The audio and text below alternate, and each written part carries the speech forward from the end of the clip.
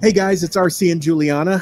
We are live from the Turning Point Faith Forward Conference, and the event's almost over. Yeah, it's Juliana. almost over. Yeah, Sad. this has been a great couple of days. For those of you who didn't catch it, I was on with Chris Hart and the American Adversaries last night to talk about the event. So Charlie Kirk, Turning Point Faith, they've been doing a series of conferences and events. And as we were talking to some of the folks here, Juliana, this is the first one that they did at a church. Right? I love it. And they're going to Yeah. do it at the churches from now on because it's just cozier, we're with our people and not in some big hotel and whatnot. So Yeah, there's been so much activity. I think Eric Metaxas is on stage right now. Right. And then Lucas Miles is going to close out in prayer. But this has been an incredible event. And I think the call was pretty clear to pastors because this was an event for pastors. Right. Some of the things that we saw, generations across the board. We have old and young here. Right. They had a panel just now on the young people, because we're like, we need to get the young people involved. Yeah.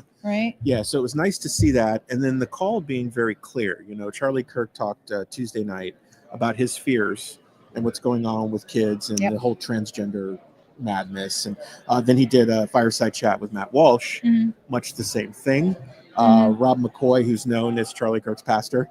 Right. That was the first church that Charlie spoke at in California. He was phenomenal. He was great. Yeah. He said much the same thing.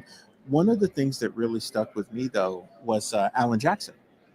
Yeah, Pastor Alan Jackson in the Orlando area. For those of you who are watch us from Central Florida, Alan Jackson did the Pastor's Appreciation Brunch a couple of years ago for the Answer Orlando. But what he said on stage yesterday really stuck with me. He said, I will take responsibility for this. My generation of leadership has overseen the largest decline of the church in the history of the church. And he's like, I take accountability for that, and I'm not going to let that be my legacy. They also talked about unifying the different denominations. They were like, we don't care what denomination you are. Yeah. Right? It's like we could put our thoughts aside, but let's get the main points of, what's going to unify us. So it's all about unity and coming together under one umbrella. Yeah. So what I really love what TPUSA Faith is doing is Chip Moore actually said this to us. He was like, TPUSA is like the legs to a table, right? Upholding the tabletop. And the tabletop are the different organizations that are local or national that are really helping the people do the things that they're capable of doing, like Watchman Action, right? So I love the fact that they're just undergirding what we the people can do for ourselves, because that's been our total mantra ever since jump. Yeah. Right. Yeah, it is powerful to see. We were also very fortunate. We got some great interviews. For tomorrow on the Watchman Brief, we're actually going to drop our interview with Vince Ellison. That was awesome. Now, if you haven't seen Vince, he was in the movie Uncle Tom 2, and he was the one that has made the very bold statement, the Democratic Party is the party of evil, demons, and devils. And then he proves to you how that works. Very bold statement, series of bold statements. So I sat down with Vince for probably 40 minutes, right? And we covered just a huge swath of things. You're going to get a lot there. Awesome. And then Bishop Leon Benjamin joined us as well. We'll air that next week. I call that like the 10 or 12 minute power hour. Awesome. Basically, right? Where it's just like what he covered in a 10 or 12 minute span.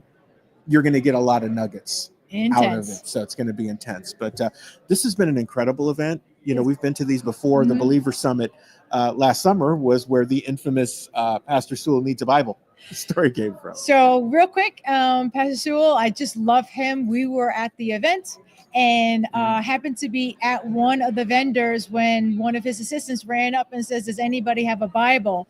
And that morning, like Father has said to me, bring your Bible. And I was like, all right. I always have my Bible, but I didn't think to bring it into the conference.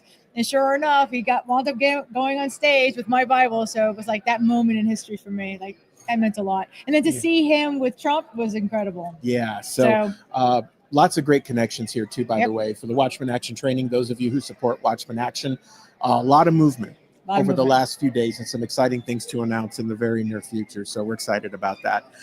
Guys, this conference has been incredible. We've got some ideas on where the next ones are going to be and what we're up to. We will announce those shortly.